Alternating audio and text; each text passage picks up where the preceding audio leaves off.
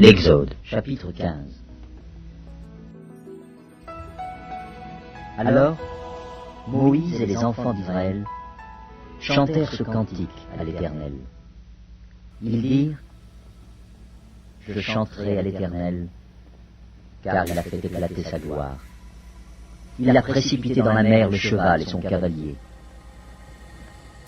L'Éternel est ma force et le sujet de mes louanges. C'est lui qui m'a sauvé. Il est mon Dieu. Je le célébrerai. Il est le Dieu de mon Père. Je l'exalterai. L'Éternel est un vaillant guerrier. L'Éternel est son nom. Il a lancé dans la mer les chars de Pharaon et son armée. Ses combattants d'élite ont été engloutis dans la mer Rouge. Les flots les ont couverts. Ils sont descendus au fond des eaux comme une pierre. Ta droite, ô Éternel, a signalé sa force. Ta droite, ô Éternel, a écrasé l'ennemi. Par la grandeur de ta majesté, tu renverses tes adversaires. Tu déchaînes ta colère. Elle les consume comme du chaume. Au souffle de tes narines, les eaux se sont amoncelées. Les courants se sont dressés comme une muraille. Les flots se sont durcis au milieu de la mer. L'ennemi disait, « Je poursuivrai, j'atteindrai, je partagerai le butin. Ma vengeance sera assouvie. Je tirerai l'épée, ma main les détruira. » Tu as soufflé de ton haleine. La mer les a couverts. Ils se sont enfoncés comme du plomb dans la profondeur des eaux. Qui est comme toi parmi les dieux, ô Éternel? Qui est comme toi magnifique en sainteté, digne de louange, opérant des prodiges? Tu as étendu ta droite, la terre les a engloutis. Par ta miséricorde tu as conduit, tu as délivré ce peuple. Par ta puissance tu le diriges vers la demeure de ta sainteté. Et les peuples l'apprennent, et ils tremblent. La terreur s'empare des Philistins. Les chefs d'Édom s'épouvantent. Un tremblement saisit les guerriers de Moab.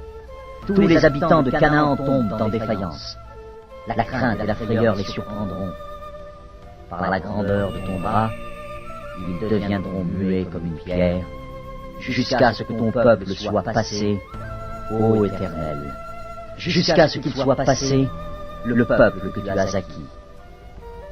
Tu les amèneras, et tu les établiras sur la montagne de ton héritage, au lieu que tu as préparé pour ta demeure, ô Éternel, au sanctuaire, Seigneur, que tes mains ont fondé. L'Éternel régnera éternellement et à toujours. Car les chevaux de Pharaon, ses chars et ses cavaliers sont entrés dans la mer, et l'Éternel a ramené sur eux les eaux de la mer. Mais les enfants d'Israël ont marché à sec au milieu de la mer.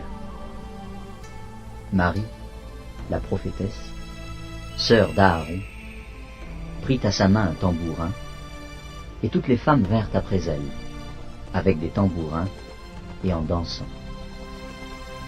Marie répondait aux enfants d'Israël, « Chantez à l'Éternel, car il a fait éclater sa gloire. Il a précipité dans la mer le cheval et son cavalier. » Moïse fit partir Israël de la mer Rouge. Ils prirent la direction du désert de Shur, et, après 3 journées de marche dans le désert, ils ne trouvèrent point d'eau. Ils arrivèrent à Mara, mais ils ne purent pas boire l'eau de Mara, parce qu'elle était amère. C'est pourquoi ce lieu fut appelé Mara. Le peuple murmura contre Moïse en disant, « Que boirons-nous »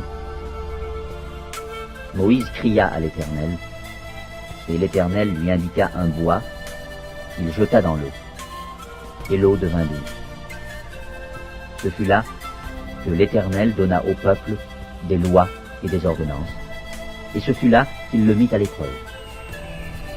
Il dit, « Si tu écoutes attentivement la voix de l'Éternel, ton Dieu, si tu fais ce qui est droit à ses yeux, si tu prêtes l'oreille à ses commandements, et si tu observes toutes ses lois, je ne te frapperai d'aucune des maladies dont j'ai frappé les Égyptiens.